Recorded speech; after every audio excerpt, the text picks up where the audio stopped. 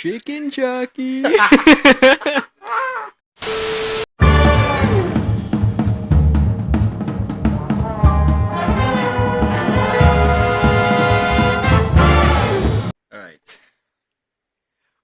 You're Ready? holding it the wrong way. No, I'm not. Yeah, you are. Yeah, no, don't look at the logo. The logo's not where it is. It is on mine. You're Wait, right. which one? It's the where the dots are, right? Yeah, not the ones with the wires. Oh, it's on mine. Oh, it's not on Oh, mine. You ready? yeah. Welcome back to the Supeologists Podcast. I'm Alex. That's Nico. And this is the show where we dive deep into all things superhero. Whether about all things Marvel or DC, you've come to the right place. Today we've got a fun episode for you as we're diving into the full first season of Disney Plus's Daredevil Born Again. Just a fair warning, there will be spoilers at the end of this episode. But without further ado, this week, the Supeologists Podcast brings you Daredevil, or Super... But without further ado, this week, the Supeologists Podcast brings you Super-Daredevil Born Again Review Man. I'm going to hate editing that in the title. It's going to be such a long title. Oh my gosh. It'll be alright. But like any other week, let's start off with the highs, the lows, and the random bits of our week. We're starting with Summits, Slumps, and Dumps. This is where the AI generated like slideshow comes in of the guy walking.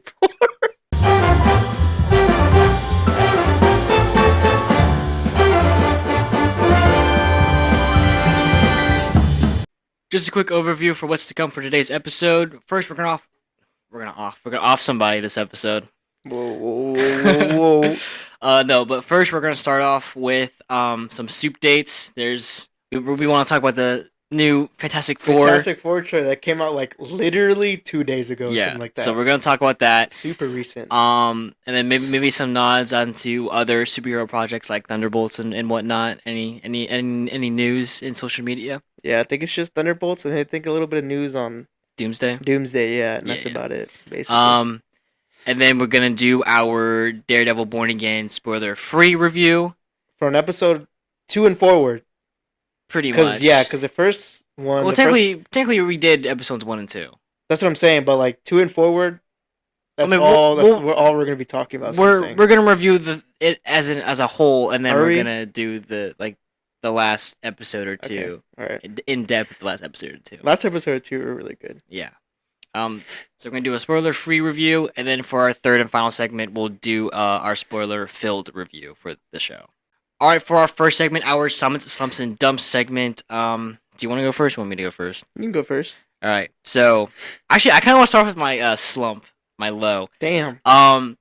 This Thursday was our last intramural soccer game at school, at my college. We played against a pretty comp team, and holy crap, I was low key cooking. I was low key like. Did y'all lose though? Playing class. Yeah, we lost, but that's not my low. I don't care that we lost. I mean, it's your teammates' fault. It's intramural soccer. Right. I mean, it really was actually my teammates' fault. Damn. Because like I'm playing striker. I scored every single game. Really? So they cannot blame me for Damn. anything. But regardless, I don't want to talk about that. During the game, I got my fucking ankle swiped. Damn. And I don't know if you saw me walking around, but like I'm like walking around with a limp right now. Like I low-key think I might have fractured my ankle. That's a big possibility. Yeah. That's a huge possibility. But it's just it hurts. It depends. A lot like, to can walk. you like full 360? I mean, yeah, I can. Oh. Yeah, you did something. You might have actually. When I fractured mine, I couldn't do that, or it would hurt for like months. I mean, I can do it. It just hurts really bad. Oh, did you just hear that Yeah, crack? I did hear that, yeah. Oh no, I didn't fracture anything. Yeah, I just definitely did. fractured now, bro. Dude, no, I told Alex that, and he's like, dude, just do the Alex and Claudio method and just stomp your foot on the ground. Dude, that's like middle school shit. No like, way. Just do that. I'm like, dude, if I do that, my ankle's gonna be gone. I think Claudio started that shit, bro. His dumbass would do something like that, bro. But yeah, so that's my low. My low is that I have possibly fractured my ankle, and I have to go to work tomorrow. That's gonna fucking suck. That's gonna suck. I'm gonna walk and be like, hey guys, just let you know, I really messed up my ankle, and I don't know if I can really do a lot, but I'm here. At least I showed up. I'll try to help. At least I showed up. Yeah. My high, I'm back home. I had a light week at school, and the school year's coming to an end. So really, right now is just prepping for finals. Which my finals, I think I only have like one final I have to actually go in to take like on paper. Really? Everything else is either a take home or like a project I have to do. Projects are way better for finals than like having to take a test or take an exam. So that's my summit, my high, and then my random, my dump. Oh yeah, I ordered more clothes. They're actually on time. They are supposed to come in sometime this week. Hopefully they come in sometime this weekend. Like I got the notification like literally like as you were pulling up, I got the notification saying your package is on the way. I checked the location. I can actually see the location this time, and it's in Raleigh. Damn, just go pick it up at that point, bro. No, literally. I wish they would let you do that though. There's so many times where I have my package held up for 3 days and it just says downtown Raleigh. Like I might as well go. Bro, fucking right? pick it Exactly. up. Yeah. You're not gonna fucking give it to me, bro. What are you doing? But yeah, that's gonna do it for my Slumps Dumps. You? Oh, I thought you said you, and I was like, anyways, what? my high. What's my high? I think I have a high yet. Hold on, my dump though. On my way, I got some food before I came here, so I was 20 minutes late. But it doesn't matter. But on my way, I was like pulling into my driveway. There's just like a cat in my fucking hot driveway, and I'm like, I know it's not mine. I was like, it's not in my room. So I'm like, and he's pitch black. My cat is not black, so I'm just like, okay. And I'm putting my car in park, and this motherfucker starts scratching the ground. I'm like, this dude's gonna take a shit in my fucking yard. What the fuck? I let him do his business though, cause like, where else are you gonna do it? So I was like, fine, bro, I'll let it slide. Don't let me catch you out I'll here let again, it bro. slide. Don't catch me doing it again. Literally, bro. My high, probably. I don't know, it's been a chill weekend. I say that a lot, but it's been really chill. Been working on some stuff, you know, some graphic designing stuff, but it'll be alright. Just a little stepping stone in this whole thing. And my low would probably be my sleep schedule is so fucked right now, cause I started going to the gym, and I get out of work late, like 11. So I go from work, go home, change, go to the gym. I get out the gym like at 1, 2 in the morning. So I go home, and I'm like in my bed, and I just came from the gym and I took a shower. So I'm like wide awake, and I'm like, bro, and I don't go to sleep till like 3 or 4 a.m. So then I'm like, let me set an alarm for 11 a.m., bro. I wake up at 2 p.m. and it's like so like bad because I'm just like, because then I have to get up, like do something productive, and then I have work in an hour.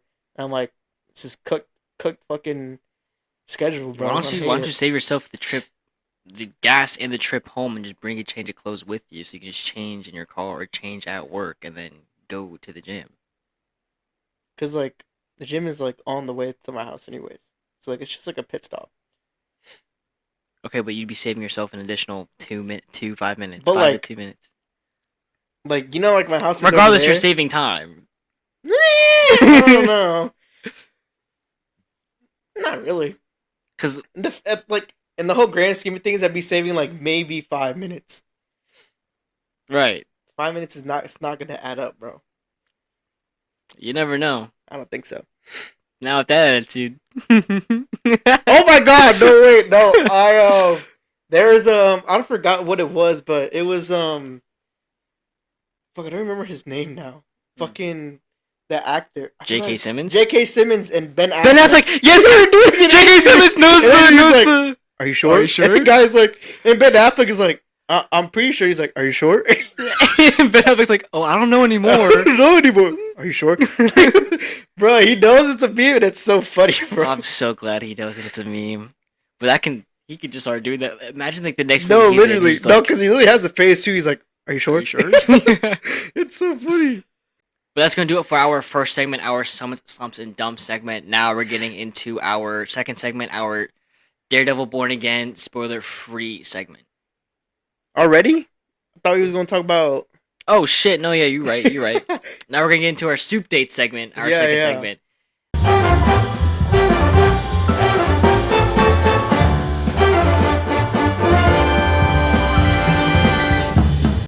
All right, ready? Chicken jockey. All right, for our second segment, we've got Soup Dates. This is where we just, talk about a few things that we've come across on social media, news-wise, for the superhero genre. We definitely just want to start with Fantastic Four. You walked in wanting to talk about it, so I'll let you start off. I saw that trailer, and I have high hopes. Really? I think it looks really good, actually. I was like, this movie might be fire. I'm not gonna lie. Cause first off, to all the people, I want to congratulate y'all. To all the people who was looking at Sue, and how she was pregnant? Walking, she was actually pregnant, 100%. I gold star to you. I'll give you a cookie some other time. But like, bro, no, that's crazy how y'all figured that out. But yeah, she's pregnant, and I think they're actually gonna name him Franklin. Yeah, something like that. Cause I think it was like the first new trailer that they dropped. And Johnny was like, "Oh my god, you guys are gonna be amazing at this, and we're gonna be amazing uncles." And I'm like, "Well, first they dropped like a 4-second teaser, and it was like, you're late." And they're like, "Oh yeah." What do you mean I'm late? Yeah. Like, you're late for dinner. Yeah. And then when they released the trailer, it was the full scene of that interaction. I remember that. Yeah. But we got to see all their suits. I think, in my opinion, I don't like Johnny's suit. It's too white. I think there's gonna be more blue. I like Mr. Fantastic. I like the rest of them. The things kind of fits, even though they kind of have this. He kind of has the same suit as Johnny, but I think his fits more. It's because he's just already bigger. So probably, yeah, because it makes him, because like Johnny's suit makes him look like skinnier, scrawny, or something like that. I don't know. Scrawnier, yes, yeah. We got to see Mr. Fantastic's powers in action finally for the first time. It doesn't look too bad. But it doesn't look too great. Yeah. So there's nothing I can complain about now. And that's only one instance he uses it. And of course they have to show us the slow motion. Yeah. So we can't really like complain or anything about it. But it's cool. Silver Surfer is a woman. I dug more into it, or more research about it. I think it's Norrin Rad's wife. Yeah. It's Silver Surfer's wife, which will be interesting, because it is a different. It very much gives off that Fantastic Four Rise of the Silver Surfer, the one with Chris Evans. It definitely gives off like a retry or like a remake of that movie, because like the whole instance, like there's a clip in that trailer where Johnny Storm flies up to Silver Surfer, like grabs the board and everything. It's that same exact like interaction with Chris Evans and Norrin Rad in the Rise of Silver Surfer. I'm glad we didn't get a look at Galactus yet. I mean, I guess you can kind of see him like behind Silver Surfer. And I think we can all imagine what he looks like by now. Right. I mean, we have God forsake. We have seen him before, and we have seen him before in other trailers. But I'm glad we didn't get a new look at him. I like to I like for them to save what he's gonna look like for the movie. Yeah. I'm glad that you have high hopes for it. I don't. Not really. Do. I think it's gonna be really cool, like aesthetically. I think it's gonna be like a really interesting and like visually pleasing. Johnny Storm still looks great as the Human Torch flying around and completely engulfed in flames. The Thing looks amazing. He does. He actually does look really good. The Thing is gonna be the thing I look forward to the most. But the Thing is gonna be the thing that I look forward to the most. Sue Storm. She looks too much like a model to be Sue Storm. Like think so? She was mewing in every single shot, bro. I don't think so. Dude, when she was using her powers, when she was like, as a family. I'm like, stop that. I don't know, man. I don't like. So from that trailer, we see more of like Pedro Pascal as Reed Richards and like talking. He doesn't really give off that like intellectual smart guy, because like the way I see it, Reed Richards is gonna be like Pedro Pascal's Reed Richards is gonna be like the new face of Marvel, because like RDJ used to be. Yeah, because I think that Pedro Pascal is gonna be the new. To someone, yeah, I think he's the next Iron Man, guys. And he doesn't give off that same type of like aura, that same type of vibe. I think it's because in like every single trailer or like anything that we've seen him in, he's always worried or like afraid or something. Because I did know that he said Galactus is coming because he did something. I don't know what that was. He was like, they're coming after us because it's my fault or something like that. He's like, because he's playing with like time or some shit or like other dimensions or fucking I don't know what not. I'll put it up or it's probably gonna lead it into Doomsday. Yeah, I don't know what he says. Hold on, No, because I remember, because I thought it was supposed to be a leak, so I saved the video. I was like, bro, no way. Wait, no, this is different. No, this is the part where you were talking about. I don't know. Either way, he was like, he says something like, "Oh, it's my fault that they're coming for us because I did something," which led many people to believe that he was actually doing something with like, the fuck are you doing? Dude, my shorts are shorts are crawling. This guy is right interrupting me. now. My fucking my fault. speech, My fault. bro. My fault. Game. My fault. But yeah, he was talking about something like they're coming for us because it's my fault because I think he's doing something intergalactical, whatever the fuck, and they're just like, oh, it's my fault because I did it because I'm being weird or like doing super smart stuff and whatnot. And she was like, it's okay. Like she's a reaffirming one in the whole entire like trailers so far, and all we see in Reed Richards is be a little bitch and be like, oh, something's gonna happen, guys. I don't know what to do. But like, I think like the only cool part was when no. This is when he was like, I think it was Silver Surfer's like, are you guys Earth's protectors? And he was like, yeah. That's us. What? Yeah. Duh. But that was the only good part. But then there's this other part. I think they were going in space with their Fantastic Four suits on. Like the astronaut suits? Yeah. No, like, they has the four on it already. I think they already had their powers.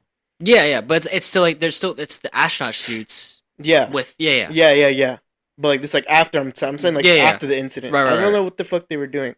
But I think there was like a bunch of like news reporters and they're like, do you know, like, I think he said like, are we safe? And he's like, I don't know. And I'm like, bro, that's not reassuring at all. You don't remember that? You never seen that? You haven't seen that? I don't remember it now. Did you see the Entertainment Weekly drop of Fantastic Four? No. So they did like a cute little like spot for Fantastic Four. All four members of the team are like in their astronaut suits before the incident, and they're all looking up into like a spotlight, and the spotlight's like reflecting on them. Joseph Quinn, the guy who plays Johnny Storm, has blue contacts in his eyes. Really? So we're gonna see him, and you can kind of see it in the trailer too. If you look for it, you can kind of see it. It's kind of like. Does it have to do with anything though? It's kind of no. I'm just saying because like that just like elaborates. It just adds on to more of me not liking him being. You mean you're saying like you can see the contacts? Is what you're saying? You can see him with blue eyes, and he already doesn't look good with the blonde wig. And they threw on blue eyes on him as well. It doesn't look good. Okay. I was fine with the brown eyes, but then they threw in blue eyes. I'm like, no, don't do that. Don't do that. It's gonna kind of be like Haley Steinfeld as Kate Bishop. It's like she clearly has contacts in. It's like a little distracting when it's like zoomed in on her face. It's like that's not her natural eye color. It's weird. Okay. But like if I get a close up on Johnny Storm's face and I can see you definitely will blue contacts, especially that one scene you were talking about with Silver Surfer and he was going up there. Definitely gonna do a close up on his face. Yeah, they just haven't shown. I don't think you'll see it there because it's like dark around him, so you probably won't see the blue in his eyes. But it's definitely there. I'm gonna see if I can pull it up. Actually. You know what's crazy? I'm gonna make a theory right now. I feel like Johnny Storm is gonna die. That would be bold of them. I think he's gonna die. He's gonna sacrifice himself. I'm not gonna lie. That would be really early. I don't know why. I have like the sudden urge. For the first movie. I don't know. I don't know. But if I'm correct, someone's gonna need to give me head. Wait, wasn't he announced on the chairs for the Doomsday thing? Johnny Storm? Joseph Quinn? He wasn't on there? I don't think so. I think it was just Mr. Fantastic, no? It was Pedro Pascal.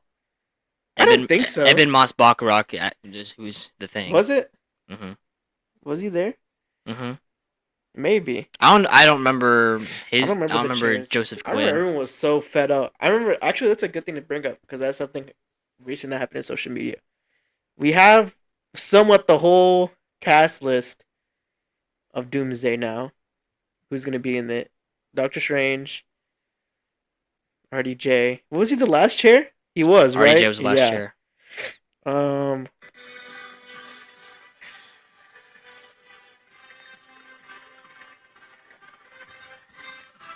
Oh, what? That does look weird. Yeah, the blue eyes. Oh, yeah, that does look weird. The blue eyes is not. No, it doesn't even look natural. Like it looks like they look like they. It's too distracting. Yeah. Oh my god. I've never seen that actually. That does look weird though. That's pretty weird.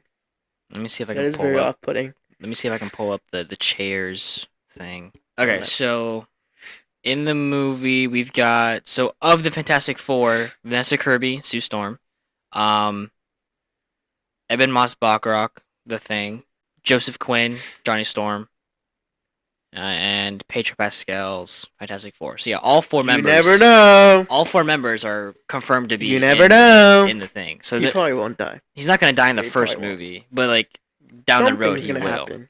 Something really big is gonna happen. I have a feeling. But it would be. I think with Reed Richards working on whatever he's working on to cause a problem between him and Galactus, I think it's gonna lead into how this group gets into our MCU, into Doomsday, because like we said before on here, there's no way that these guys are in the same universe. Yeah, we know Doom is though. Somehow, yeah. Because I don't want to get too spoilery because we haven't gone to the segment yet. But in Daredevil, they made a lot of reference to Lavatnia, whatever the fuck, wherever he's from. Latveria, yeah. No, it's different. Is it? So it's like Latvia and Latveria. But which ones did they make? Latvia? Latvia was the girl. Latveria is Dr. Doom. But like, it's in the same area. I don't know. I know they're teasing it, but like, I'm pretty sure Dr. Doom is in like their world or whatnot. So speaking of Dr. Doom, have you seen the potential concept art for RDJ as Dr. Doom? No, I haven't. So he's got like gray hair. Really? Like white hair. And it's like more... Hold on, chat. Let's look this up, chat. Yeah. Because I want to see this. Oh, what? Are you seeing... Yeah. Looking at it? He has long hair and a beard. Okay. Yeah, it's the same thing I'm looking at. Yeah, that list looks... I mean, it's not bad, honestly. I mean, it definitely does like kind of mix in that RDJ. Why is he so old though? Like Tony Stark and Dr. Doom. But why is he so old? I don't know. It's he looks like a villain from Spy Kids. Y'all motherfuckers are ruthless. I don't know, the whole thing of like, what's that thing on his chest? It's probably an arc reactor or something. Because the thing of him like not being from a different universe that it actually is, he's always been Victor Von Doom, is messing with my mind, because I don't know how they're gonna twist that into being like, how is RDJ, the guy who looks like Tony Stark, gonna be or Dr. Doom? I don't know. I don't know how they're gonna spin that off or what they're doing with that, but it's very peculiar. Yeah. Anything else on the Fantastic Four trailer? I don't think there's a Spider-Man. He's not gonna be it. No, I was just saying because I think they were saying it's just them, so like they're the only superheroes. Right. Further hinting at it being a different universe. Right. But so then there's no Spider-Man, because then we saw that concept art of like their kid Spider-Man for Doomsday. Right, but I'm just saying it might be like a comic or something. Like they might have like comic books of superheroes, but they don't actually exist. Yeah. That's what I'm saying. Which would be pretty cool, honestly. I think that'd be cool. In the last episode, the solo episode I filmed, I mentioned how Spider-Man Brand New Day, Spider-Man 4, Spider-Man's definitely not going to be in that movie because Spider-Man... Brand New Day? No, it's definitely not going to be in Doomsday. Oh, Spider-Man isn't going to be in Doomsday? Is not going to be in Doomsday. What makes you say that? Because Brand New Day takes place... After? During the same time as Doomsday. Really? Yeah. How do you know that? It was confirmed. Really? Yeah. That's why that's why Spider-Man wasn't in the chairs thing. But I still think... No, I still think he's going to be in it. There's no way. There's no way he was in Endgame and he's not going to be there for Dr. Doom. I don't know. I mean, I don't think he's going to have a major role. I don't think it's going to be like in Infinity War or Endgame where he has a role that's like effective. It might be like, hey, can you swing by and grab me this real quick? Yeah. I doubt he's going to have a lasting or major impact. That means this guy's got to be facing another Avengers level threat for this guy not to be in Doctor. That's crazy. Yeah. That's crazy. Oh, we should talk about Brand New Day though, because they had casted. They did a bunch of new castings. Oh, Mr. Negative. Yes. Is probably gonna be in the movie. Mm-hmm. I forgot they casted that one girl from Sadie Sink. Yeah. We don't know who she's gonna be. People are saying she's gonna be some type of, I don't know, someone who works with the police. I forgot though, because like, I don't remember. This guy was talking about it, but I don't remember the character's name. But like, people are saying that's gonna be like his connection to like the NYPD. I've heard like theories of like Chameleon being the villain. Chameleon might, because they said he was already teased at in Far From Home. In the second movie, right? Because like one of the bodyguards was named Dimitri something, and that's Craven's Chameleon? Brother. Oh, the guy does looks, make sense. Yeah. Yeah, I know you're talking to the bus driver, the guy with the beard. Yeah, that guy. Supposedly, I don't know. I don't think so though. I could see how they make that twist, like because he worked with Shield, he could have like took some of Mysterio's tech from himself. He is Chameleon, so and altered it to make his own tech to make him be able to shift. And do that. What's it called? Cool, deception.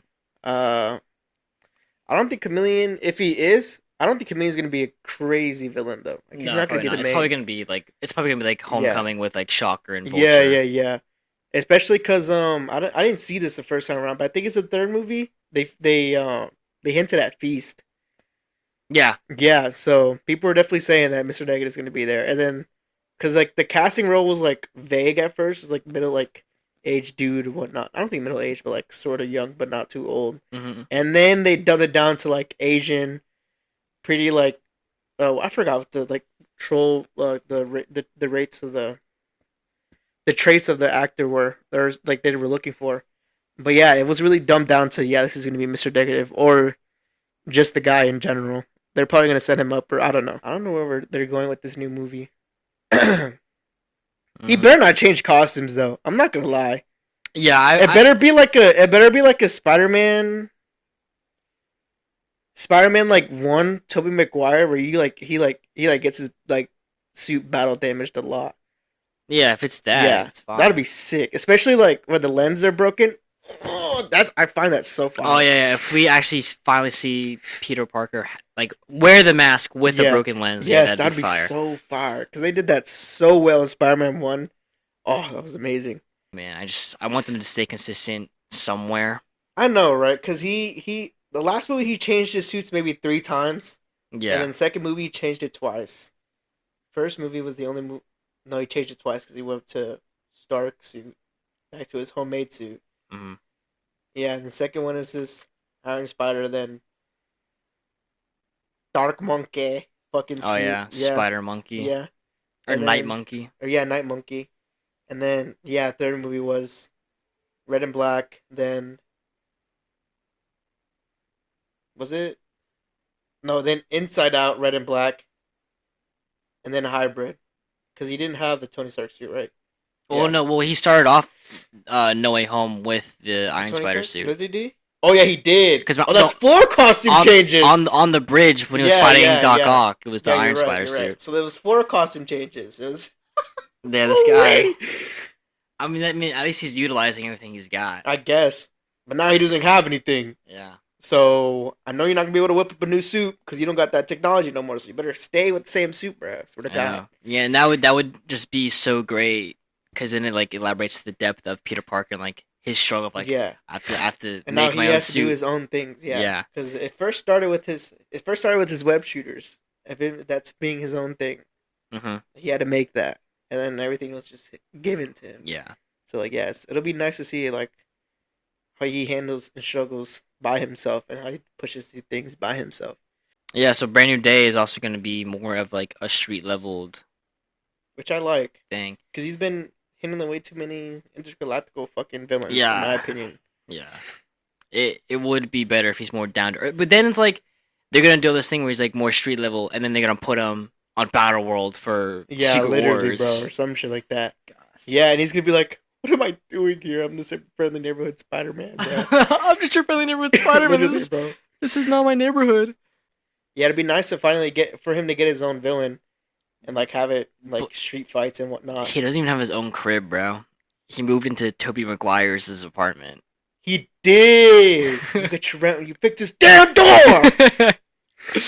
Oh my gosh, dude. I mean, I love that. I love that he moved into Tobey Maguire's apartment. But it's like, can we get something of just him, like his own thing, bro?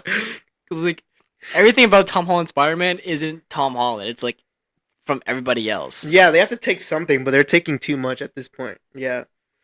I mean, again, I still love it, but like I love some consistency as well. His suit is pretty cool, though.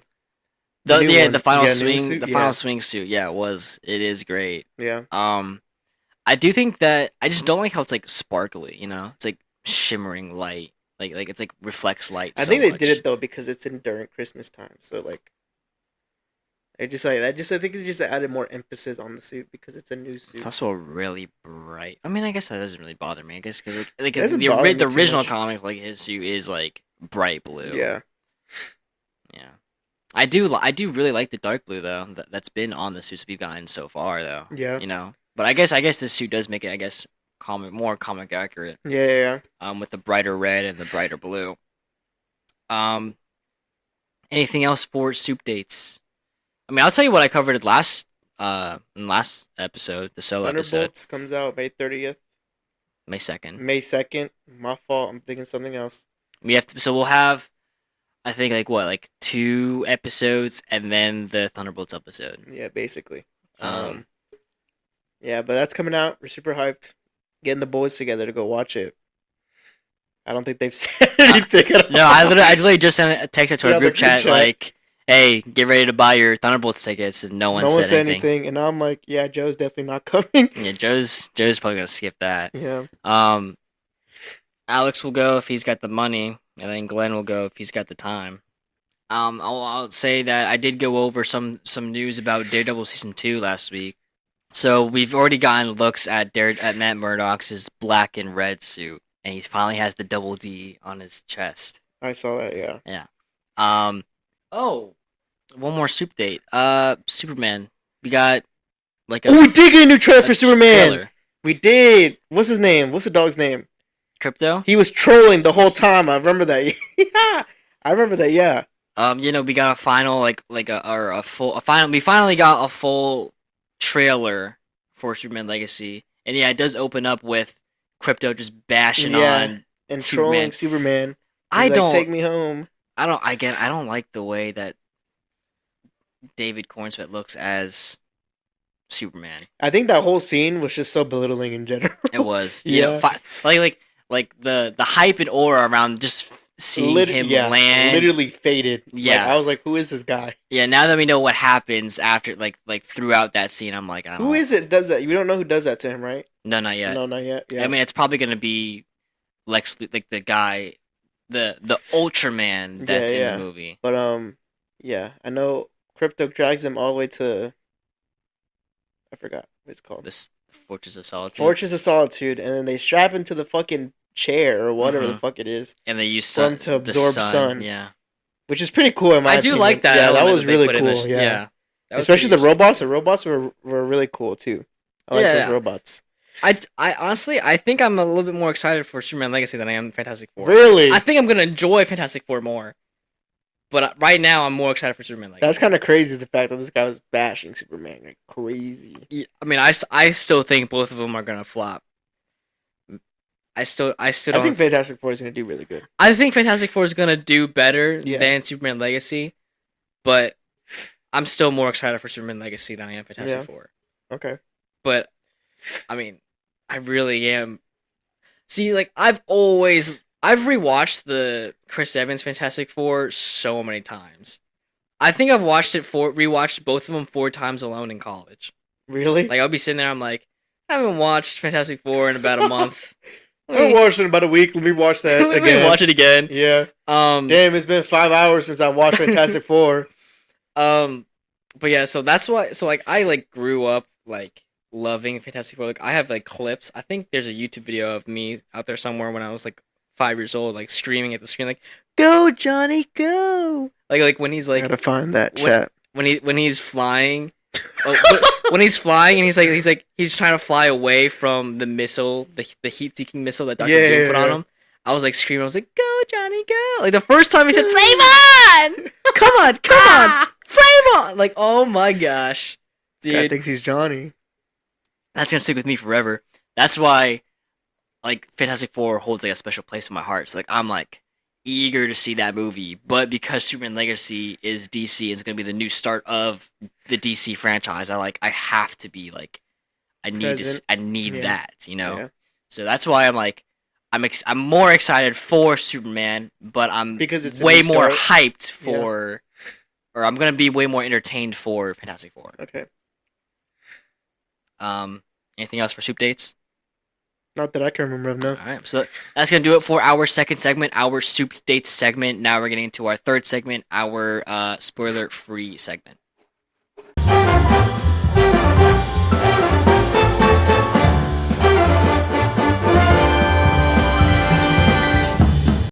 All right, for our third segment, we've got our spoiler-free segment, Daredevil Born Again. We're going to review kind of, entirety of the season, and then we'll go into depth in our spoiler review, our spoiler-filled review.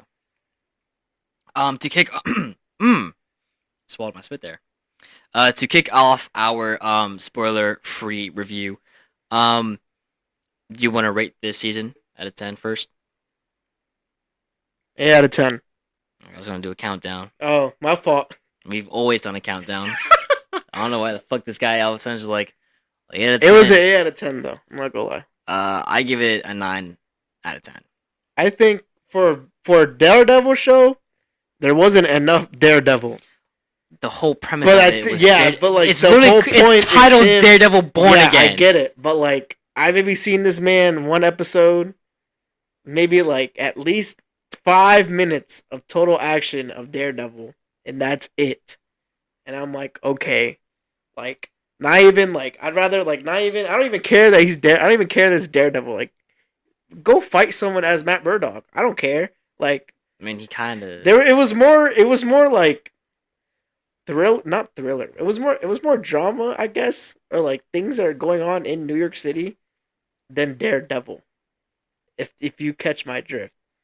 You know what I'm saying? Like, it was more about, like, Fisk becoming mayor and, like, what's going on behind that and, like, what's happening and what he's doing and whatnot. And what Matt is, like, doing to, like, what he's doing to, like, I guess, like, not even accept, like, just see, like, what Fisk's plan is and whatnot, trying to, like, discover everything. He's being a detective, basically, at this point, and it's just not a lot of Daredevil, in my opinion. Literally the whole last episode is him just being Daredevil. The last episode! There was like 9 episodes! You started off your complaint with, I've seen only 5 minutes of him being Daredevil. I could not disagree with that anymore. Because, like, literally, the whole point of the show is that it's Born Again. Yes, of course he's not going to be Daredevil, alright? We see him start off the show as Daredevil. Okay, yeah, but once he accepts... And then something happens, and then, of course, he has to deal with, taking time away from being Daredevil. And then by episode 5 is when we see Matt Murdock use his Daredevil side, but as Matt Murdock. Daredevil episode 5 was the bank robbing scene. Right. That was cool. I like that. That was literally that was really cool. So your point of wanting to see him be Daredevil, but like as Matt Murdock, that was episode 5. It was like that was episode 5 for you. A little bit though. Like, it wasn't even. That was the entire episode. It was the entire episode. It wasn't even a lot. The entire episode was him doing that. I didn't get enough. I didn't get enough. You needy fuck, bro. You're not changing my fucking opinion. Oh my god, this, bro. But anyway, the whole point of the show is to essentially reboot their Netflix release into the MCU. But the way they do that is by pretty much rebooting and making Daredevil come back. I get that. So that's why. But you're not going to make me come back if you don't release a season 2 within like 3 months or like early next year. That's why there wasn't a lot of Daredevil. I mean, I will say the biggest complaint that I have for this season is the choices they make with Muse. I'll elaborate. Oh my god. I'll elaborate more in our spoiler review. Yeah. But just the heinous decisions that they made with Muse just really bothered me. Which is so sad because I liked Muse as a character a lot. Muse, I was excited. He's a fantastic character. I was really excited for Muse. He's like literally the complete foil. No, I don't want to say that. Muse had so much potential he has a lot of potential, and he had so much potential to be one of the biggest MCU villains. And he's a very smart person. He's very smart about how he goes about things. Yeah. Yeah. That's probably one of the biggest complaints that I have. Another a minor nitpick I have is that a lot of these characters do change, like their morals kind of change from the Netflix release to this one. Like, Matt Murdock, he was always against killing and not killing. And now he's just like, do I kill or no, do I not? I mean, yes, but no, he was always against like other people taking lives as well because like there's a better way, whatnot. Right. So, like when Karen confessed to Matt in season 3 of Daredevil, Matt like flipped out on her. He was like, "You don't kill. You don't have to kill. You never have to kill." But something happens. Yeah. In Daredevil Born Again, and Matt Murdock like doesn't really. I can understand that though because it was really like life or death situation though. Regardless, but like it was a life or death situation for Karen in season 3. Was it? I don't remember. So in season 1 of Daredevil Netflix, she killed Wesley. Right, but how? Like, how did that whole thing go down? Like, he took her to somewhere, and it was just the two of them sitting down, and he had a gun. Ah, okay. Yeah, right. And Karen grabbed the gun and like emptied it into him. I'm like, I mean, I'm not wrong, but like that's yeah. But no, I'm only laughing because I would have done the same fucking thing. Right, but because of like that was an instance that was like kind of life or death, and Matt like was like, "You never had to kill. Why did you come to me?" I think the reason why he wasn't so because the said person felt bad afterwards. Like, I don't think they felt bad, but they were like questioning themselves, like. Did I really have to do that? Yeah, they were. No, they didn't. Yeah, they were. I mean, they're like, oh my gosh, I killed somebody. I killed someone. Like, what the fuck? But then, like, they were like, oh, but it was like, I don't know. They were like in a like state of denial, if that makes sense. They're like, oh, but I had to. He's like, but did I really though? Not really, because at least for like an episode, she was for one conversation. That's how that was. But then in the same conversation, that person's always like, Daredevil didn't save me. I saved me. Oh yeah, true. Yeah. They clearly claimed taking a life. Yeah. But anyway, to get back onto the train of thought of the entire season review, my biggest nitpick was the decisions with Muse. Nitpick was certain characters weren't acting the same from the Netflix release into this show. And then back to what you were saying with how like there wasn't enough Daredevil. The whole point of the show is that it's Daredevil Born Again. I don't care. He's reliving and rethinking his decisions to whether to be Matt Murdock or to be Daredevil. And I loved seeing the lawyer bits. Loved seeing the lawyer stuff that he did. The lawyer stuff was really cool. Yeah. That was easily one of the best aspects of the show. And then to carry it on from him doing lawyer stuff to him using his lawyer abilities while also using his Daredevil senses to figure out what his arch nemesis Kingpin Wilson Fisk was up to with being mayor, and then also seeing the Wilson Fisk side of the story of him being mayor and wanting to do what's best for him / the city. This is my city. I always loved this city. Vigilantes. I don't know if y'all know that, but there's a guy on TikTok. And he wears like a cap. Yes, bro. Oh my god. He does the best impressions. Wilson Fisk I've ever seen in my entire life. Great. But yeah, no. So season 1 was a great season, a great kickoff for Daredevil for the future, and a great pickup from the Netflix release of Daredevil. I love the way that they did certain things, shot certain scenes. The plot, again, very well written. I loved the aspects of Fisk and his wife, and then the whole thing about Fisk and Vanessa was really, really good. Right, yeah. And then Matt Murdock with his dilemmas and his morals and all that. It was all very well pieced together, for something to have been reshot and redone, they did execute it very well. I did like the way they went about pretty much the entire show. That's really all I have to say. I mean, I gave it a 9 out of 10. The only bad thing was decisions with Muse, really. That's my biggest complaint. Shall we get into our spoilers now? Sure. Okay. I just was going to do it for our third segment, our spoiler-free review.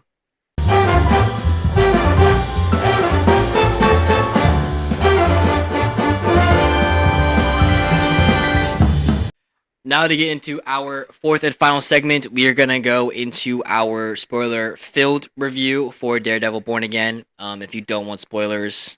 Leave now. Watch it, then come back. Come back. Share your thoughts. For our full-depth discussion. Yep. We'll try to be as full-depth. Yeah. I mean, we're going to miss stuff. God knows, our memories slip once we want to talk about something we really want to talk about. Right. Invincible. True. So now we're going to review the last two episodes of Daredevil Born Again. Alex, you want to kick off with episode 9? Anyways, the whole world is asking, where is Spider-Man? Shut up, bro. Oh my God. No, okay, dude. Look. I think, was it the last episode where everything happened? Last episode. New York is in martial law. I repeat, martial law. Mm-hmm. I think this kid is connected. Oh my God, no way. It was just like that just now, though. Anyways, oh my God. New York is in martial law. Do you want to go check it? So, before we thought we had technical difficulties. But we're all good. All good. Yep, just a little pregnancy scare or whatnot. Yep. Anyways, martial law, mm-hmm. New York City. Mm-hmm. There is no way Daredevil is the only one trying to fight this all by himself. Karen even was like, if you go in there, you're going to die. Where's Spider-Man? Where's Moon Knight? Where's Kate Bishop? I saw someone said Kate Bishop is excused because she's probably with the Young Avengers. Fine. She's probably in some other state. I don't know. So she's maybe excused. I don't know. But she could be there too. I don't know. There's so many people that could be there. And I'm like, bro, are you serious right now? And it's not only me. All social media is like, bro, where is Spider-Man? Sony's fumbling. What are we doing? No, because deadass. There's no way Spider-Man's sitting in his apartment and he's like, yeah, I'm just gonna let Daredevil handle this one, bro. That's all you, Matt. No, we're not. There's no way. There's actually no way, bro. There's no way. I mean, yeah, we won't know. I mean, yes, like that goes for every movie ever. Like any solo movie, it's like, why doesn't this person have so and so helping them? You know, like it's not a movie though. In what movie? Describe me what movie that was in the MCU that happened. Captain America: Winter Soldier. Where were the rest of the Avengers? I'm not watching the Captain America movies. Wasn't Black Widow there? Only Black Widow. And Falcon? But Falcon wasn't an Avenger yet. Falcon was introduced in Winter Soldier. I mean, you can say the same thing for Ant-Man, I guess. Oh, yeah, Ant-Man's a good example. Yeah, so like Ant-Man. Okay, yeah. Captain America, Winter Soldier. You wouldn't know. Nope. I think what else was there? I can give Black Widow. I can give an excuse for Ant-Man though. Her own movie. What do you mean for Ant-Man? Because Frank, is that his name? Is Hank Pym doesn't want to deal with that shit. I guess. Yeah. So like, he would want to keep. Well, he just didn't. He just didn't like Stark. But yeah, I know. But even then, they want us but they try to finish everything. They try to do everything like quickly as possible, so they won't show up. Or if they do, it's like very last second or whatnot. Because I know Avengers were in it a little bit because Falcon was in the first one. Yeah, he was in the first one. Well, not to help or anything. He was fighting. He fought Ant-Man. But they were at an Avengers like compound. Compound, yeah. So, but yeah, you know. I mean, what I'm saying is, where's Moon Knight? Yeah, where's Spider-Man? New characters that we've got? Where's Kate Bishop? Where's Miss Marvel? Is that her name? Well, Ms. Marvel's Jersey City. I don't care. It's all of New York. Well, I mean, yeah, it also doesn't matter because it's all of New York. Because no, it was only a section of New York. It wasn't the entire New York. Where? I don't remember, but you can when the lights go out, you can clearly see that it's like one area of New York. Or was it? I don't know. I could be tripping. So you're telling me Spider-Man wasn't there because it's not in Queens? That could have been a possibility, actually. No fucking shit. No shot. No shot. But I mean, it doesn't really matter because he got the help of Frank Castle. Frank Castle was amazing in that last episode, by the way. Yes. You think this guy deserves it? Pow! Yes! Oh my god, so dude! Much. Yeah. So Punisher was in episode 9. Episode 9 was the finale, and I loved seeing Frank Castle and Matt Murdock, reunite, but as their alter egos. Yeah. So Daredevil, Matt Murdock is clearly the good guy, the light, and then Frank Castle's Punisher is the dark. Yeah, and it contrasts that heavily in the episode. You can clearly see the difference between the two of them, but then you can also see like the dark of Frank Castle inside of Matt Murdock and the light of Matt Murdock in Frank Castle. Yeah, because like Frank Castle was talking to Karen, and you can obviously see some chemistry there, and like that obviously brought him some light. And was like, stay safe out there. Whatever, chill, like I care. It's just so nonchalant. And then you can also see the conflict between Matt Murdock and being like very aggressive and whatnot, and wanting to kill somebody and not actually killing. You're not worth it. That darkness is inside of him. Wilson Fisk initiating the Safer Streets initiative. I think it's going to be very great and will be an interesting thing to see in season 2. Oh, it'll be very interesting because vigilantes are now illegal. Yeah, and because in that whole episode, there was some dude looting, and then this guy just fucking point blank, pow, pow. Oh yeah, and he was like, Soups came out of nowhere, was like, oh my god, it's just a kid. It's just a kid, bro. And I was like, no, it's not. It's a vigilante, and I'm like, wow, that was crazy as fuck. Mm-hmm. Which I didn't think they'd do, but that was actually my gosh. Yeah, no, Marvel pulled insane. Marvel did some crazy pulls in this episode, especially with Wilson Fisk killing Gallo, the commissioner. Oh my god. Oh yeah. That was snapped his head. So gory. I did not think they were gonna see it. That was the goriest thing that happened in the show. In Disney Plus in general. Like that was the most gruesome thing that happened in the entire show, like at all. And like there was nothing that there was nothing that just fucking. There was nothing that Muse did that was at all near the same level of gruesome.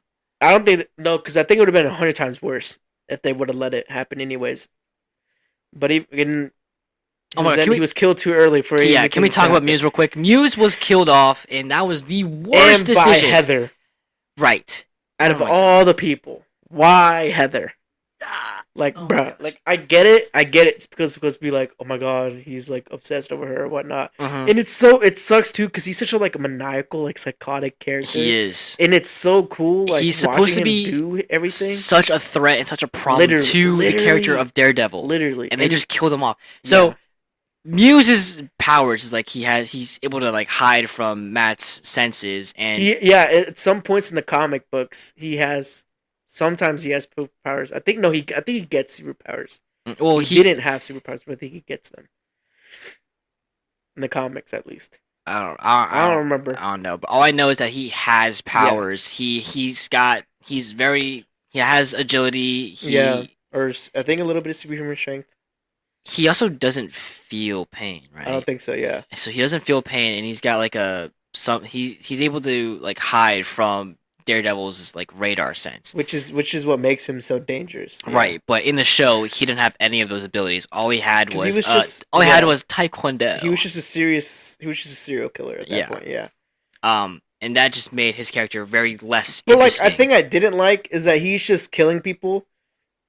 But in the comic books, it's like a whole like him and Muse, like his arch nemesis is Muse because it's like a whole dilemma. Because, like, Muse is like, is it really so bad that I'm killing people if they want to die anyways? Like, the people that he's killing, like, want to die. And he's killing them, like, he's basically, like, giving them their release or whatnot. So, like, technically what he's doing isn't bad. It's like, in his ideology, right? So, like, it's like, that's their whole, like, thing. Like, am I doing anything wrong? Right. And so, it's this whole, like, in the comics, it's like Matt Murdock's, like, whole thing, like, but he's killing people. But like, you can't just take a life. But you can't. Yeah. Basically, it's but still they didn't murder. do that in the show, which kind of sucked. Yeah, because like it adds more depth to his paintings. Because it's like people who actually wanted to die, and he's mixing their blood and whatnot in the paintings of like dead. I think in the comics it's more like interesting in the paintings what they look like and whatnot. But yeah, I'm kind of sad that they took that off, or like they just made it differently, and he's just like a psychotic serial killer. Right. Yeah. So his character is very underdeveloped and uninteresting. Yeah.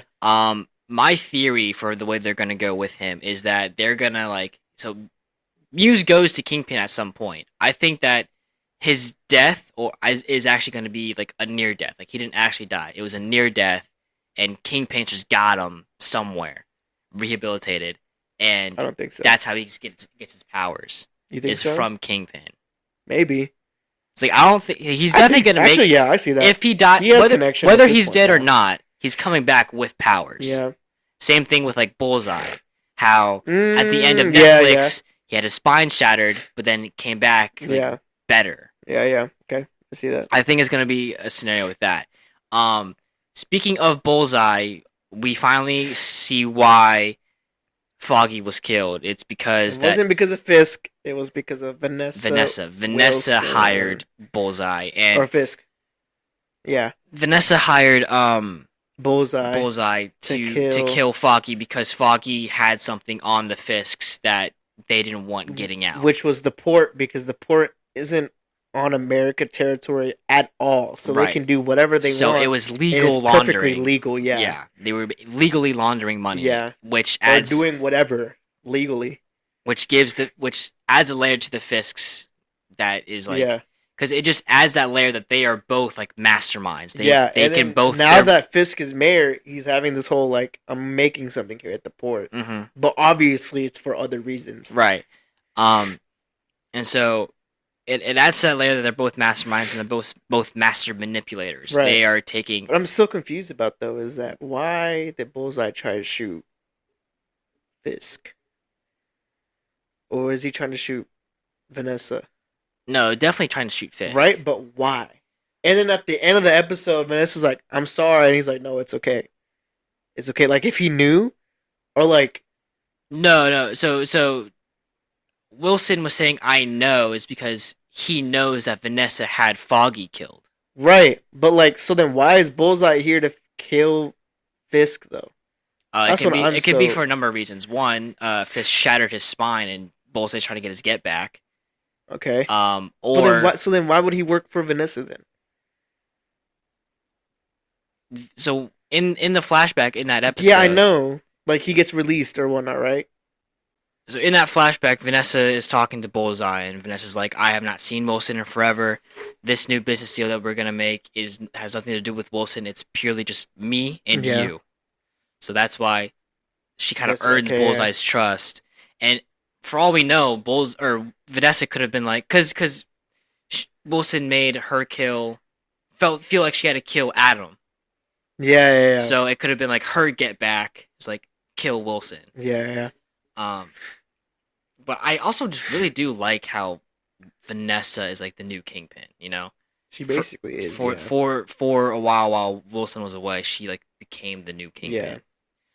I think she did it better too. Apparently, she did. Yeah, she was. At least financially. Mm-hmm. Yeah. I don't know if she has the same terror as Kingpin does, or the original does. No, probably not. Yeah. But it also just it's a different type of menacing. Yeah. Foggy knew he was gonna die. No, Foggy knew he was gonna win. Oh, right. Foggy knew he was gonna win the case. That's why he was celebrating early. Yeah. And that's why. And then Vanessa killed him so that he couldn't, make the decision to out the Fisks. Mm.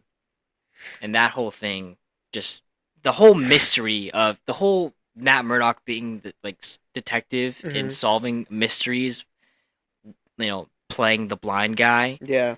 It's really creative and it's really interesting to watch. Episode 5 is my favorite episode of the season. That's the bank robbery. Yeah. And seeing him ease his way into being Daredevil, but still fighting, becoming Daredevil. That whole episode, expressed that very well, and it was just really cool to see. And then, what was it? Episode 6 was the episode that he comes back. Yeah, I think so, because that's when Muse popped up. So and he captured. Oh my god! The other thing with Muse. Oh my gosh! So we hardly ever see Muse. That's why it's such a big problem. They killed him off. He was in maybe 2 episodes, and that's it. He was in the second episode as out of costume. Yeah. He went up to Heather and was like, "Here, can you tell my book? You're a big inspiration for me." Yeah. And then we see him. I need help. Can you please We see a clip of him walking into the subway, and then we see a clip of him with a body, and then we get the episode of him kidnapping Angela, Hector Ayala's niece. Yeah. We finally see Muse in that episode. Yeah. And oh my gosh, when Matt Murdock comes back, he was gonna call the police to go investigate.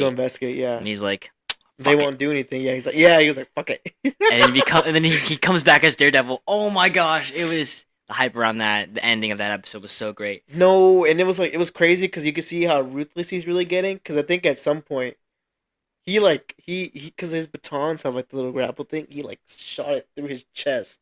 Do you remember that? Mm-hmm. That shit was crazy. Well, that's the Heather episode. Was it? Yeah. Oh, yeah. But I remember they made a big emphasis on that. Yeah, no. So yeah. Muse was getting some good hits on Daredevil, and then Daredevil obviously is getting good hits on him. Yeah. There was a time during their first fight where Matt Murdock is just standing there and takes 3 like malicious hits from Muse. Yeah. Like he's just standing there, and then Muse throws a punch and then 2 kicks, and he's just like, yeah.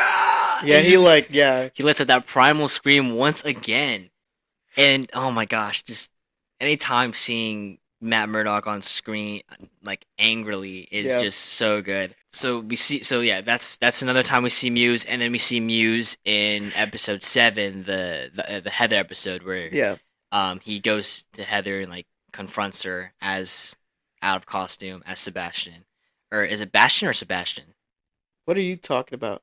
Oh yeah, Muse. at the therapy room. Yeah, it's Sebastian. Sebastian. That's how like little of an impact he had. I don't even know his name. No, it was just Sebastian because we haven't seen him enough. I would have rather it. No, but it was so cool because like you could really feel that the eeriness that he was causing and like the whole like. Bro, I was scared, bro. I was like, bro, what the fuck is gonna happen? I would have rather seen more of Muse, where it's like, because like that was the first and last therapy session we see with Sebastian and Heather. I would have rather have seen more therapy sessions with Sebastian and really gotten more depth into his character because they didn't do anything. Yeah, with they him. Very rushed it. Yeah. But like if we got a therapy session during like episode 5, the filler episode, it would have been. I would have rather seen some more like a of small Sebastian. clip of them just like talking or whatnot. Right, and then we see that the Asian detective that was in episode 5. Yeah. We only saw her in that episode. During that episode, and then at the end, yeah. Right. I get they're setting up a new character, but like you can't just set like establish a character in one episode and then bring them back for another one. Like she didn't even have any lines in the last episode either. No, she was just. But that like police connection that Spider-Man has with Yuri. Yeah. Now Daredevil has that with her. Yeah. But it doesn't mean anything to me now as a viewer because like we only got to see one. And then the one episode she's in, she didn't even do anything. Yeah, she didn't do anything. She was just like, I know what I'm doing. And then the guy was like, she's like, oh fuck! I'm gonna let you think you know what you're doing. Yeah, and then she started stressing out because she didn't know what the fuck she was good at. She was like, and she's like, yeah, I'm gonna need all that 30 minutes. And she's like, what? 30 minutes? I could barely get that done in an hour. She's like, not my problem. And she's like, fuck. And I'm like, dude, you're talking shit now. Look at you, it's crazy. Yeah. Yeah, her character is also very underdeveloped. Yeah. But like I am interested to see her in season 2. It's just hopefully we get to see more of her and she actually makes a better impact. Karen coming back in the last episode. I don't care, bro. I don't care. I don't care, dude. I don't care about Karen. It was honestly so late for her to come back, honestly. But I mean, I get it. She was a main character in the original release of Daredevil, but then you wrote her off, and then you just have her come back. Like she literally, it was like the most lazy thing ever. Like she called up Frank, and then and she said, "I called Frank, and then I hopped on a plane and came over here." I mean, to be honest, even Matt was like, "Okay." And I was like, "Ah, thanks. You could have called me first." Yeah.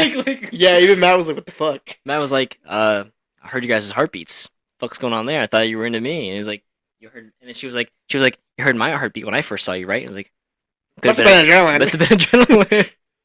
Oh my gosh, it's really like I'm kind of confused like what Matt Murdock's like love relationship is like right now. I don't even think he's with Heather anymore. Because Karen came back, and then him and Heather are on like some sort of like break or like disagreement argument. It was even like it's that. Yeah, they were at an argument. Then he got shot, and then she was like, "Maybe I shouldn't be a total dick." The hospital. But in the hospital, Matt's first words were Karen. Yeah, and she got mad, and she was like, Kirsten was like, "It's the drugs. Yeah, just W wing woman, by the way. Yeah. But that definitely hurt their relationship. Yeah, a lot. And then after that, we didn't see. But I mean, like how I see it, this dude got shot, and him and Karen are like best friends. Like, right. I mean, like it would be reasonable for him to be like, "Oh yeah, she's probably here because I got shot." But it's like, I mean, it also would make sense because like he was around Fisk and all the things. Right. So in similar situations to that, Karen and Foggy were the people around him, not Heather and Kirsten. Yeah. Kirsten's pissing me off too, by the way. Like I'm literally screaming at my phone. She's getting. In a way you can say that, but that's only because she's being left out. That's what I was gonna say. I'm like screaming at my phone, like Matt, just tell them that you're Daredevil. Out of all the people you should be telling, she should be one of them. Right. Yeah.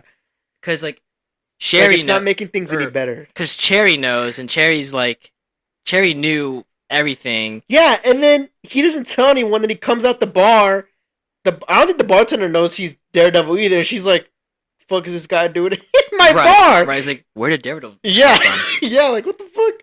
And I don't even think Kirsten was in there either. So it's like, was she? I don't think so. Oh, we found out. Light skinned dude was the one who killed Ayala. Yeah. And then they had a whole dilemma like whether they should kill him or not. It was a weird. No, that was in my opinion, I don't even think it should have been an argument. Fucking Punisher just would have been like, and then that should have been the end of it. I'm surprised he didn't. Yeah, but it was also weird. No, I get why he didn't because he killed Ayala. So like, this isn't his issue; it's Red's issue. So like, he has to know how to deal with it and whatnot. That's a good point. Yeah. That is a good point. So like, he's not gonna take care of the issue. It has to be he who does it because it's like. Because he made a whole big deal out of it when he went to his whole crib and whatnot. So, like, he's going to make him do it. So that's why he didn't do anything. But if it was me, I'm popping a bullet in that guy's head. Right. It was very weird to see how all the anti-vigilante task force members had, like, this weird obsession for Punisher. It's like, we all idolize you. But then, good old Frank Castle hits him with a... You don't know my pain. You think you understand my pain? You think you know what I've been through? Oh my gosh. And then he's just sitting there taking hits from... Yes, oh my god. See, that's what I love about these characters, that they have that extra grip of, like, like, I can do this. I've been through the shit. I can handle whatever you throw at me. It's...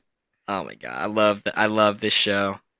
And then he's captured along with every other important government figure. So...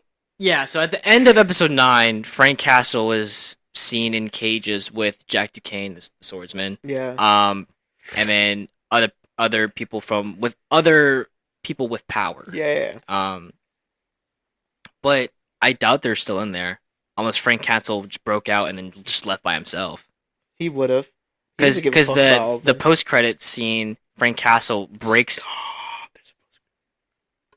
What? Wait. Oh, you haven't seen the post-credit scene? I have not. My god! I know there was one. You double dunce deluxe. You're gonna find out today. I told you to not just load up Disney Plus on my phone.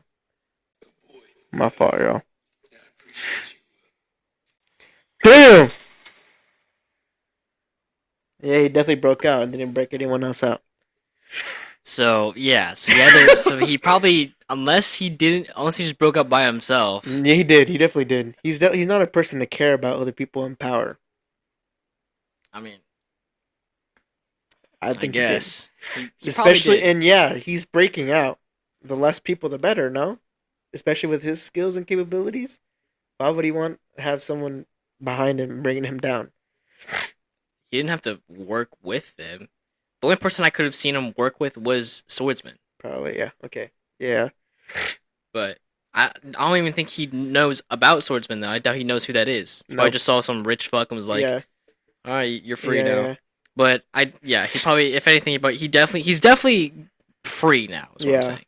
Speaking of people who are free, Bullseye is still on the loose. Yeah, we see him in his groveling in his own apartment or whatever. So they're definitely setting up for season 2. Yeah. I gotta say, when I was watching the finale and Matt was giving that the speech about the city, I could care less. I was not feeling it. I was not feeling that final speech at all. It's because they had a good climax with him. Karen was talking about if you go in there, you're gonna die. I don't care. Oh, right, yeah. Yeah, they had such a great scene, and then it just cuts off. And now they're at Josie's bar. Yeah, and I'm like, where, what? What? We are the city. I guess. Bro, what? Because I was fully expecting this man to be like, womp womp, and then just fucking go in there, just start fucking, right. Bro. But no, he's like, I guess I think about this now because Karen's telling me not to do it. Bro, what are you talking about? Yeah, I didn't like the way they did that. I didn't like that. I didn't like their chemistry in that final episode. It was really just kind of bothering. Or you know what would have been cool? If you pick up the phone and you're like, Spider-Man, hey! Or I don't know, Moon Knight. I don't fucking know, man. Because because in the bank robbery episode, they hint at Miss Marvel. Yeah. Yeah, which is literally oh, you should come over for dinner. And meet my daughter. And then he holds up the fucking Funko Pop, and he's like, "Yeah, you see, she's really cool, huh?" See. Oh, fuck! Bro. Oh my gosh.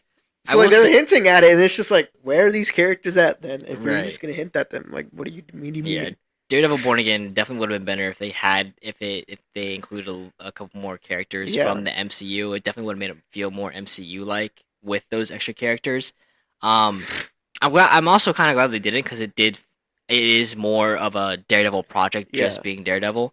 I will say one of the best aspects of the show was seeing how similar and different Fisk and Matt were, because there were definitely several moments throughout the entire season where Matt does something and then it pans over to Fisk and he's doing the same thing, but in his own Fisk way, you know.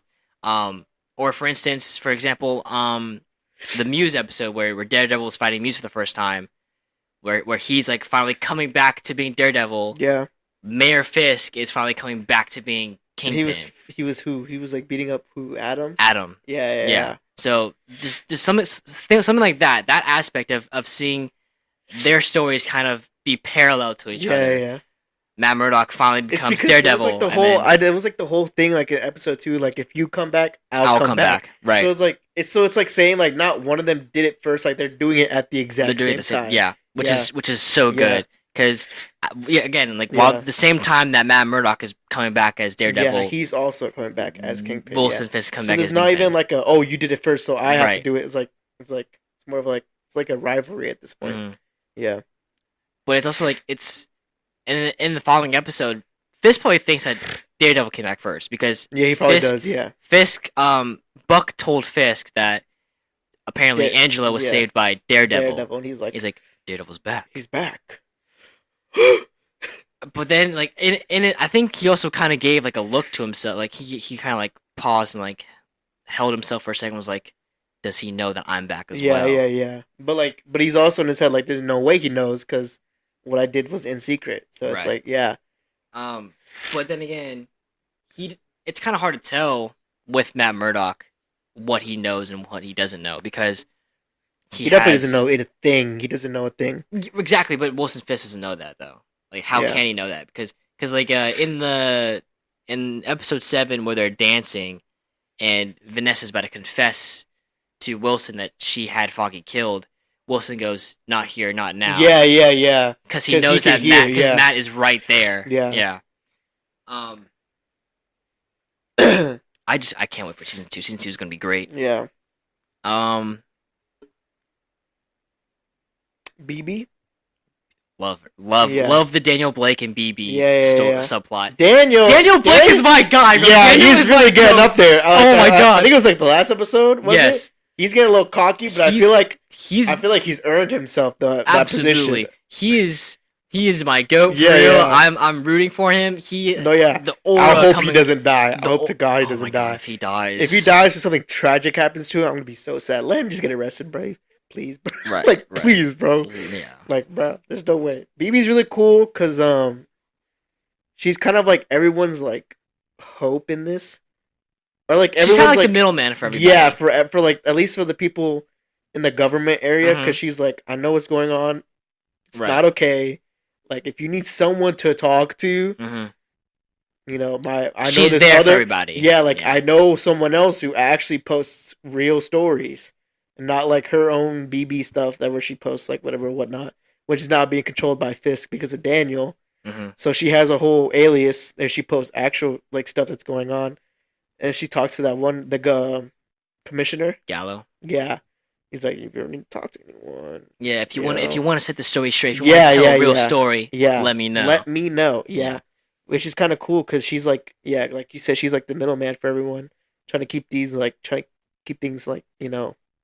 she's basically playing in everybody's pocket. Yeah, basically. Yeah. Commissioner Gallo was just too open about his feelings, in my opinion. Well, he just proved time and time again that he wasn't on Kingpin's side. But like I don't know, like if you knew how he is, why the fuck would you not close your mouth? Right. Be so dead ass. Like if you know he's not complying with laws, how do you not think that you're not going to get out of the way? Like, bro. Right. He was just being stupid, in my opinion. Yeah, because he definitely could have came out of there alive, but he was just yapping too much about shit. Right. So, I'm trying to think like what episode we haven't covered yet. I mean, episode 3, the episode that Hector Ayala was murdered. It was the whole trial. It was the trial episode. It was the trial. Then it was ending. It was the ending, and then at the end of the episode, he got killed. Right. Right. Yeah. The one thing that I kind of doesn't sit right with me about that episode is that Matt openly outs Hector as the White Tiger.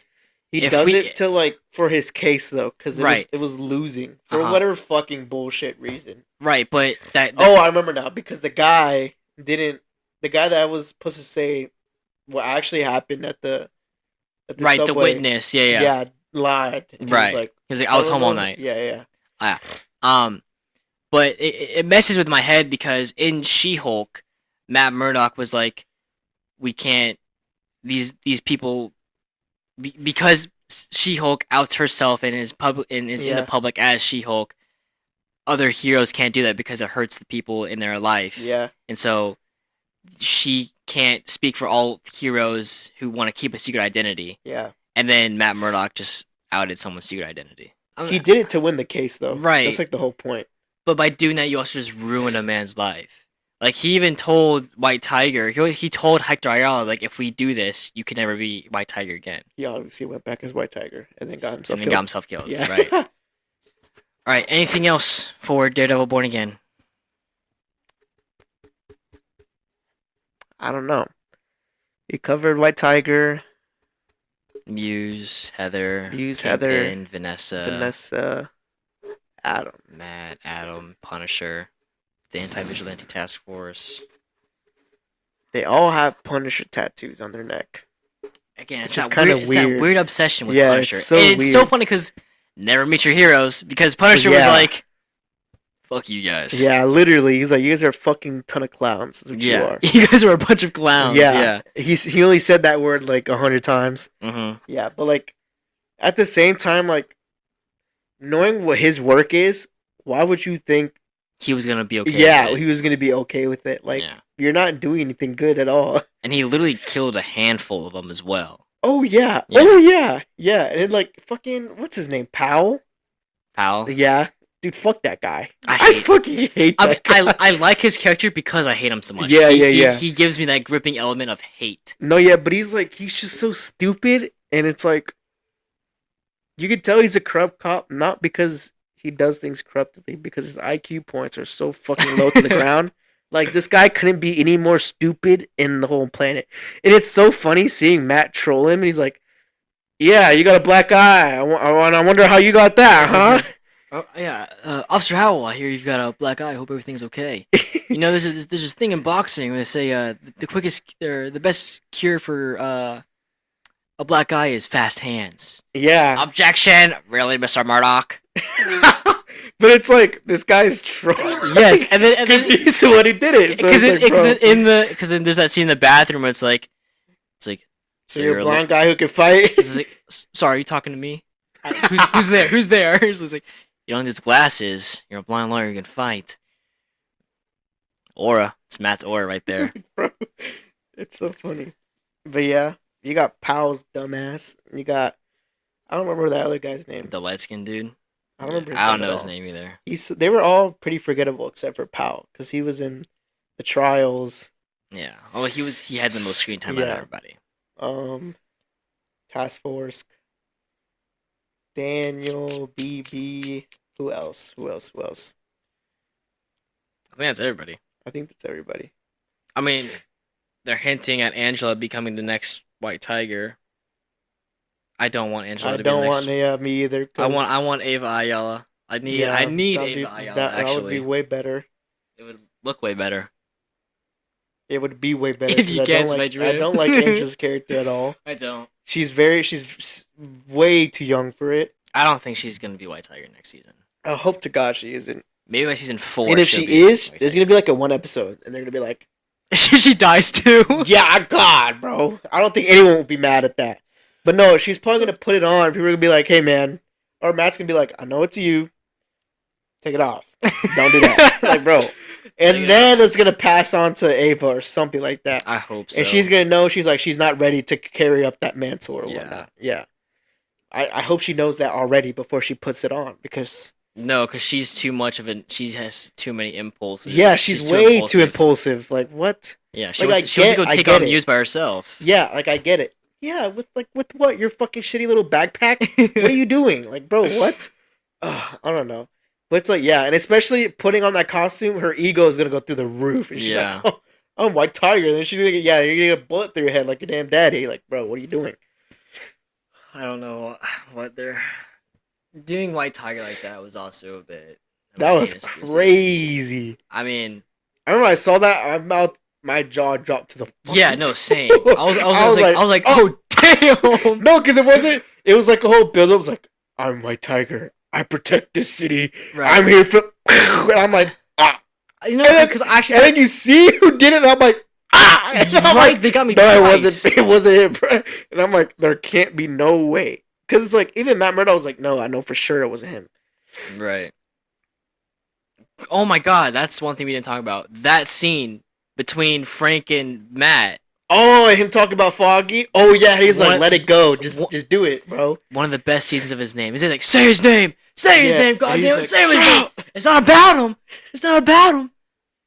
Oh yeah, and he was like, everything is about him. He's like, I know you can hear him in your head. He's like, you know what my kid tells me? He's like, get him, daddy. Get them all. Like, no, that was crazy. That was such a great scene. He got life! What about Foggy? Did he get life? Damn. Oh my God, dude. That's probably one of the best scenes of this show. It really was, yeah. Oh my gosh. Oh my God. I was low-key messing with Frank's like ragged look too. I was hoping he'd come back as Punisher with the beard and the long hair. Your next cool. What if I am? I was hoping he'd carry on that look when he became Punisher again. When we get to see him as Punisher again. Cool, but like. But then it's some fucking. It carries more like, once he freshens up and whatnot. Yeah, it definitely does. Because it's like he's ready to fight. Yeah. But then he gets his face bashed in either way. Like it doesn't matter. But like they played it off as a joke. It's like Matt walks into his apartment and is like, "You're the last person I'd expect to be here." He's just like, "Is that your new suit, Red?" He's like, and then Matt's like, Is that haircut and aftershave just for me? Yeah. Like, oh yeah. Like, what are we doing right now? They're just buddies. That was a great scene though. That it's not about him. No, yeah. It's like I don't know. It's like Frank wants Matt to be him like so bad. Yeah. Because at this point, like he said in season 2 Daredevil, Frank Castle was like, you're just one bad day away from being me. Yeah, one bad day away from being me. And you did a reset. He said one bad day away. Okay, whatever, bro. Okay, you say it. One bad day away from being me. One bad day away from being me. And then literally he had that bad day. That one bad day was the first episode of Daredevil Born Again. So now he's just like, bro, just embrace it, bro. Yeah. Yeah. And it's so good. No, because it's funny because he brought the facts like you wanted to kill him. You're lucky he didn't die though. Right. Like which is like his whole like excuse is like he didn't die, so you never crossed that line. Right. It's kind of like with he wanted to, but he couldn't because it didn't ever happen. It's kind of like with Invincible with Mark Grayson. Yeah. When he thought he killed Angstrom. Yeah. And then he didn't. And then he got mad that he didn't. Right. Yeah. Gosh, I've rewatched that scene multiple times, just from like clips on Instagram or TikTok. Which one? Frank Castle, Matt Murdock. Yeah. It's not about him. How does it feel that you and him, he breathes the same air that you breathe? So now what? Bullseye goes to the jail, eats his slop, knowing that every day he breathes the same air you breathe. He got life. Well, we're all foggy. You get life? Huh? Guys there's that whole thing. Guys like me and you, we could work a lifetime and never live up to his decency. Basically. Oh my gosh. Daredevil's got me hooked, dude. I need some more tough lines though, like from Daredevil. That one, like that. I don't remember what season it was, but he was like, "God forgive me for not what I have done, but what I'm about to do." Season 1. Was that season 1? Yeah. That shit was fire. And then there was the like I love him when he's just like being like a wise ass, you know? Yeah. Like in The Defenders, Misty Knight is like holding him in the precinct, and she's like, "You need to stay here. You're a witness." And Matt Murdock's like, "Witness? You want me to describe how the crime sounded, detective?" I was like, dude, that's such a Matt Murdock thing to say too. But it's like, be so dead ass, right? Right. And then there's a line in season 3 where he's like, "In front of this god, I'd rather die as the devil than live as Matt Murdock." Yeah. Oh my god, dude! I'm gonna need more tough lines. I need more tough lines. I mean, him saying "fuck it." That was pretty tough. That was pretty tough. Yeah. His literally when he was in episode 2 when he's standing there in front of Powell and he's like, Powell's like, "Move." He's like, "No."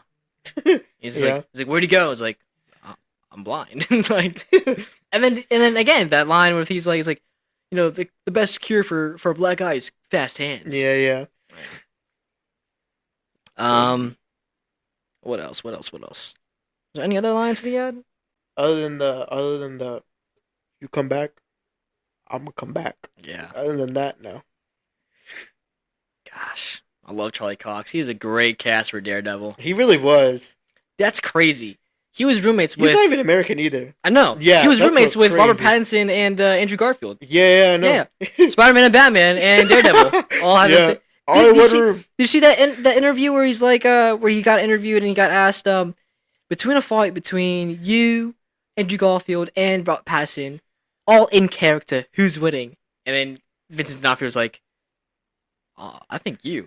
And the interviewer's like, "You're gonna back yourself?" He's like, "I think I'm gonna back myself." Yeah. Yeah. I mean, honestly, I give it to him. Yeah. He's got that radar sense. Yeah. How's Batman gonna counteract that? You know, especially Robert Peterson. I don't think he's. What? No, go ahead. Robert Peterson, Pattinson. Especially Batman, or experienced enough. Battinson. He's not experienced enough. So true. He's only like in year 2. Oh, Batman! The Batman 2 was delayed. Robin's in it. Really? No, I don't think it's gonna be Robin, but Dick Grayson's gonna be in it. Oh yeah. I think people I think that's already been confirmed. Yeah. We just don't know who. Do we know who it is? Yeah. But yeah. I'm right here though. Hit my line. This guy wants to be Mark and fucking Dick Grayson. I want to be bad. Nightwing and Invincible. So or Samuel Alexander Nova, dude. Oh my god. Could you imagine me being Sam Alexander Nova? No, because I'm Moon Knight. Or Spider-Man. You are not Spider-Man. You are not Spider-Man. Look at this guy. Oh my god. Look at this fucking guy. I look more like... You'd make a good Nova. I look more like Sam Alexander and... You'd make a good Nova. I remember saying that I fan cast you as Hector Ayala. Remember that? Yeah. On the Not Takes podcast. Fucking Hispanic. Yeah. I literally looked up Hispanic Marvel characters. And Hector Ayala was like the first one that came up. You're not Miguel O'Hara, bro. 29.9. You are not Miguel O'Hara. 29.9. Alex in that episode was like, "Oh, you can look at me the Blob." Fuck that guy, bro. I remember I fan casted Diego as Clayface. Oh yeah, that was funny. Anyways, what else? I think that's it. I think we pretty much covered it all. First time. It's pretty good. Daredevil Born Again. I can't wait for the black and red suit. I wonder how that's gonna happen. So there was actually a leaked photo of him, like, you know how like in season 3 he had like a disguised fit on, like, what's it called? The one with the mask. No, like he had like sunglasses, a hat, and a big heavy coat on. Yeah, his like drifter fit, whatever, or like nomad fit. He's got one of those in some leaked photos in season 2. It's him and Karen. He's like in that nomad fit, and then Karen's just walking beside him. I think that something happens to him where it's like he fakes his death. Yeah.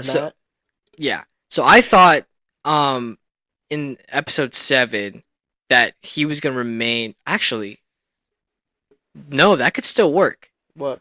So as of episode 9, so episode 8, he gets shot. Yeah. Everybody knows that he's in the hospital. Yeah. But then during the blackout, he leaves because he was gonna get assassinated. Right. But Fisk. But nobody. I forgot to mention that, by the way. Nobody knows that he's gone from the hospital. Right. So he could still very much fake his own death, and then that's why he brings back the black and red suit. Yeah.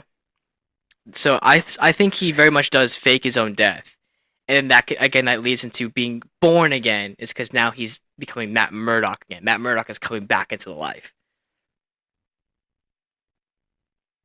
Shit, did I just cook? Shit, did I just cook? Title of the show. he's gonna come out of nowhere. He's like, "Man, is that you? I'm born again." Or Foggy comes back. I don't think so. There's all those theories that because the number on the side. The number on the side of the building, the number on the envelope, the number on the whatever. Yeah. It's always because in this one, Foggy's smart enough to do that shit. So in episode 8, once episode 8 was released, like everyone was saying, like Vanessa didn't have him assassinated. Vanessa was working with Bullseye to get Foggy away from Wilson Fisk to fake his death so he's protected and whatnot. That's why, because like Vanessa was telling, because when Matt confronted Vanessa at the dance, it was like, "I know what you did. You had Foggy Nelson killed." Vanessa was like, "Relax. You need to relax." So everyone was like, she didn't have him assassinated. She just had him fake to be assassinated to protect him. But no, she ended up just being the fucking mastermind pulling the strings and had him killed the entire time. Basically. But I still think he's coming back. I feel like if they brought him back, people would be mad. He's confirmed for season 2 though. No, there's no way. So either it's like flashbacks or whatnot. Flashbacks, definitely. Because Avocado's that lawyer. Yes, dude, at law. At law, yeah. The flash or the parallels from the episode 9 to the Netflix release. Yeah. I have them written down. We have Avocados at Law. Abogados at law. And then need an army. So the way the way Stick needed an army to fight the Hand, Matt Murdock needs an army to fight Wilson Fisk and the Anti-Vigilante Task Force. Show is sick. This Vigilante Task Force is gonna be crazy. I love this whole Anti-Vigilante like subplot, or not subplot, but like tangent that they've got going. It's really good. It's gonna be crazy because then we got so many superheroes that are, I guess, vigilantes. But Spider-Man, he's not an Avenger anymore, right? Spider-Man isn't an Avenger anymore. Why wouldn't he be? Because there's no Avenger. If he would be an Avenger, he wouldn't be a vigilante. He would be an Avenger. He wouldn't be an issue. Right. No, I know what you're saying, but he's not an Avenger. I'm trying to think, why wouldn't he be an Avenger, though? Because Tony Stark made him an Avenger, then he feels so good. Yeah. You know? So like but Nick Fury was, or I guess the Skrull Nick Fury was like, Stark made you an Avenger. Up to you whether you want to live up to that or not. Is like not even a thing anymore. None of Shield or anything Avengers like a thing or like is barely intact. Well, Shield went from Shield to Sword. But either way, nobody knows who Peter Parker is or Spider-Man is. No, they know who Spider-Man is. Spider-Man is, but they don't know who Peter Parker is. Right, but like, so he's not an Avenger. Well, I guess everybody knew Spider-Man as Peter Parker, so they knew Peter Parker was an Avenger. They just didn't. They didn't know Spider-Man. It's because they knew Peter Parker that they knew Spider-Man. Yeah.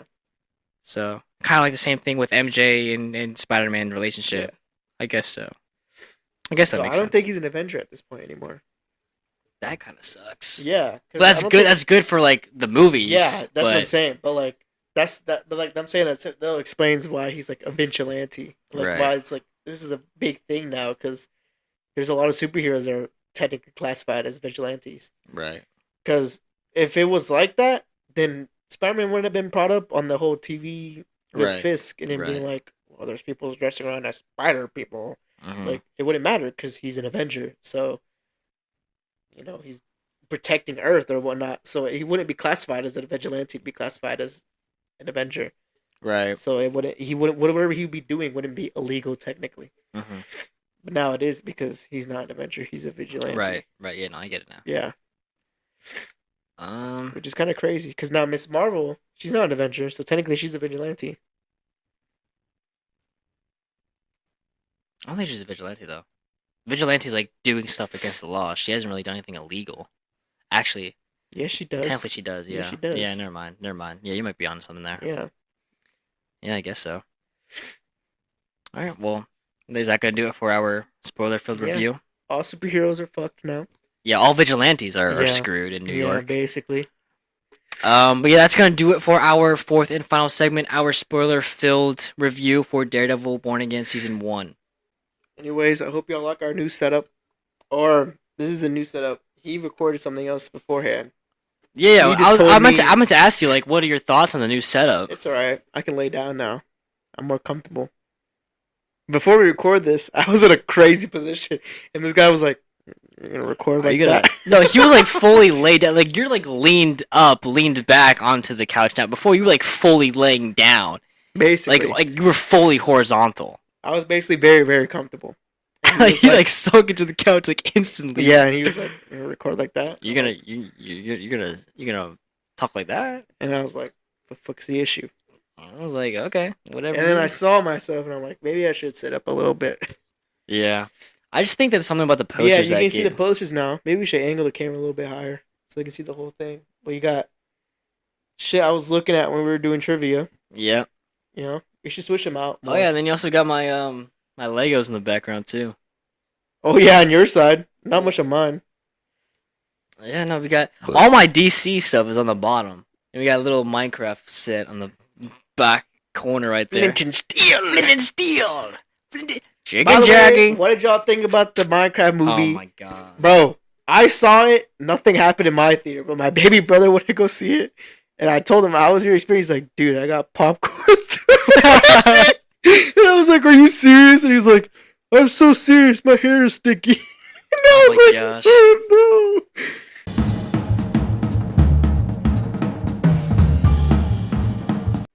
All right, so that's going to be a wrap for this week's episode of the Supeologists Podcast. We hope you enjoyed our Daredevil Born Again Season 1 review. Let us know what you thought about the first season of Daredevil Born Again down below in the comments. Don't forget to subscribe and leave a review wherever you listen to podcasts. Make sure you tune in next Monday, where we will be doing a bracket episode. Finally, we've mentioned it 3 episodes in a row that we're going to do a bracket episode next episode. Even I forgot because I'm over looking at this man. We haven't done it. Haven't done it yet. Look forward to that though. Yep. So we're gonna do that. I think next week is a bracket episode, and the week after. You just said it was a bracket episode. Yeah. So I'm making a list now. Okay. So I think it's the bracket episode, then the Dark Avengers episode, and then the Thunderbolts episode. Okay. So yeah, we have 2 pretty short episodes coming up, and then another review episode after that.